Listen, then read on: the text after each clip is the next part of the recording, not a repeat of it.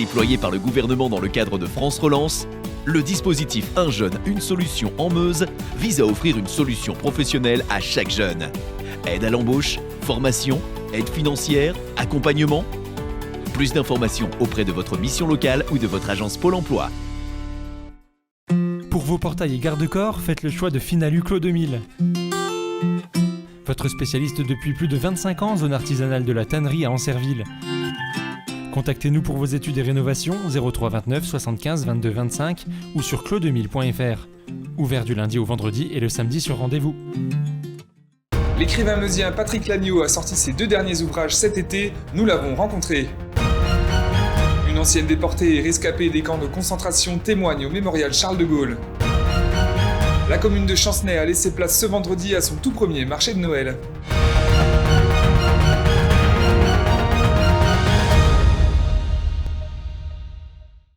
Bonsoir à tous et bienvenue dans votre journal week-end du samedi 4 décembre 2021. L'auteur meusien Patrick Lagneau a sorti cet été ses 2 derniers ouvrages, intitulés Les nouvelles histoires d'Hector et des chutes en cascade. C'est pendant sa période en tant que professeur que l'écriture s'est révélée à lui, avec près d'une 60aine de courts-métrages écrits avec ses élèves. Mais son amour de l'écriture ne s'arrête pas là, puisqu'il a créé l'association Plume en 2013 avec d'autres écrivains meusiens, afin de mettre en avant la littérature sur le territoire. Écoutez. J'ai pas un genre bien défini. Disons que j'aime bien raconter des histoires, j'aime bien emmener mes lecteurs dans des univers. Et surtout, il y a peut-être un point commun entre tous mes romans, c'est le suspense, l'envie de savoir comment ça va se terminer. Et ça, je crois que c'est des retours que j'ai de mes lecteurs qui disent « Oh là là, mais les nuits blanches qu'on passe, on n'arrive pas à sortir du livre, on veut connaître la fin. » Et ça, pour moi, c'est un pari gagné, quoi. Alors, ce qui me plaît le plus dans l'écriture, c'est imaginer une histoire. Et ce qui me plaît vraiment dans l'imagination de l'histoire, c'est dans l'écriture, c'est le premier jet. Quand on écrit l'histoire, on la vit, on est dedans. Nous avons créé l'association Plume, Plume étant l'acronyme de Passion littéraire de l'Union meusienne des écrivains et illustrateurs. Le but de l'association, évidemment, c'est de fédérer l'ensemble des auteurs, mais surtout d'apporter un maximum de culture autour du livre sur le territoire.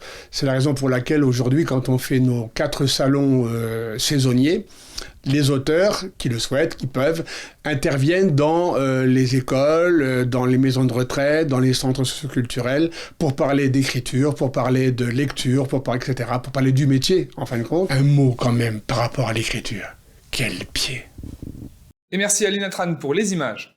Ce jeudi, une ancienne déportée et rescapée des camps de concentration de Ravensbrück et Bergen-Belsen était invitée au mémorial Charles de Gaulle à Colombelles et 2 Églises. Elle a témoigné de son histoire devant des professeurs engagés dans le concours national de la résistance et de la déportation. Lily Legnel raconte la folie du nazisme et parle de sa relation avec Geneviève de Gaulle, la nièce de l'homme du 18 juin, un reportage de Thibaut Combe. Se rappeler et honorer. Ainsi sont les objectifs de l'ancienne déportée Lily Legnel, qui nous raconte son histoire et témoigne des folies de la Seconde Guerre mondiale et du nazisme.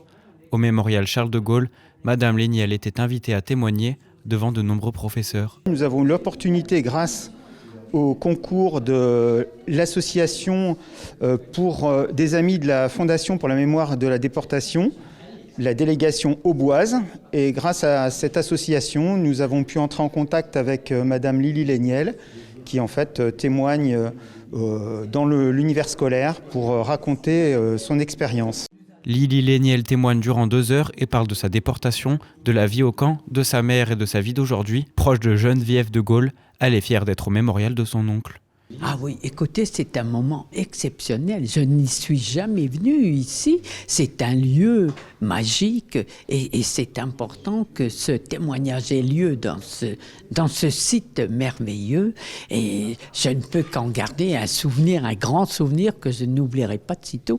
Et comme je disais, mes petits profs, vous savez, mes petits profs d'histoire de français, je leur dirai dans ma région, tout le Nord, Pas-de-Calais, je leur dirai où je suis allée témoigner. Ils vont rester ébahis.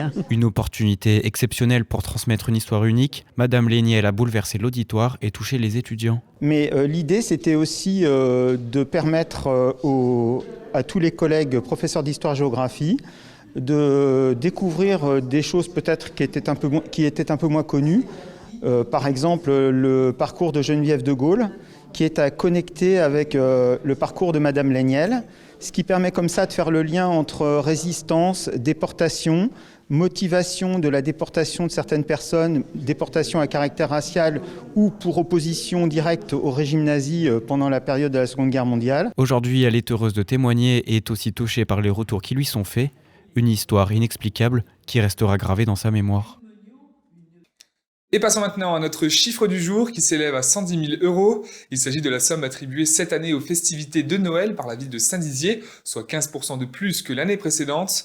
Pour le maire de la ville Quentin Brière, l'idée est de faire apparaître Saint-Dizier sur la carte des villes qui bougent et de ramener la magie de Noël au centre-ville. À noter également que le sapin situé sur la place Aristide Briand a été illuminé ce soir en présence de Saint-Nicolas. Le compte à rebours avant Noël est donc désormais bien lancé dans la cité bragarde. Et de son côté, la commune de Chancenay a également lancé ses festivités. Le premier marché de Noël, organisé en partenariat avec l'association Villageois de l'Ornel, s'est tenu ce vendredi 3 décembre dernier, de 16h à 21h sur la place du Bacon. À cette occasion, l'association s'est engagée pour le Téléthon avec la mise en place d'un atelier de fabrication de cartes de Noël destinées aux enfants. Un concert a également eu lieu pour cet événement où les visiteurs sont venus en nombre pour aller à la rencontre des artisans et des producteurs locaux. Un reportage d'Alison Godefroy.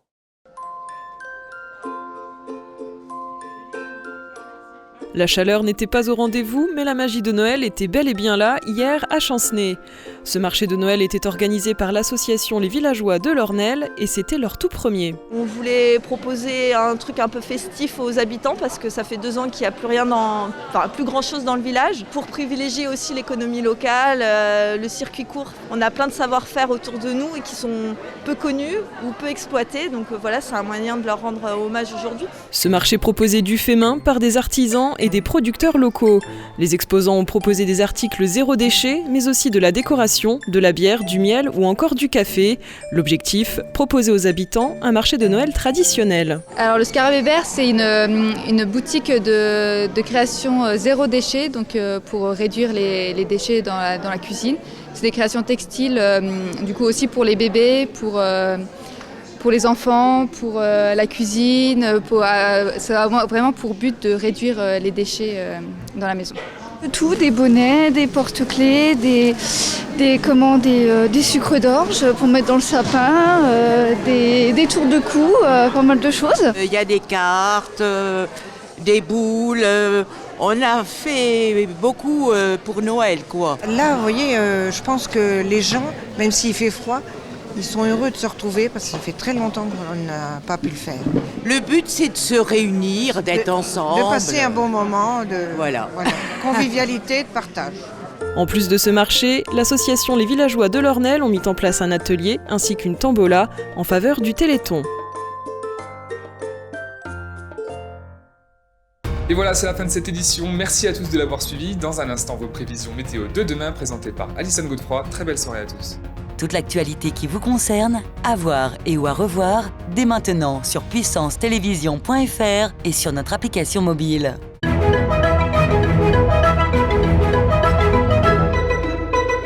Bonsoir à tous. Demain matin, on annonce de la pluie sur le Triangle et à Chaumont. Il fera 3 degrés à Saint-Dizier et à Vitry-le-François.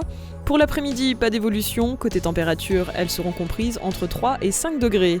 Demain, dimanche 5 décembre, nous fêterons les Géraldes et nous perdrons 2 minutes de soleil. Bonne soirée avec Puissance Télévision.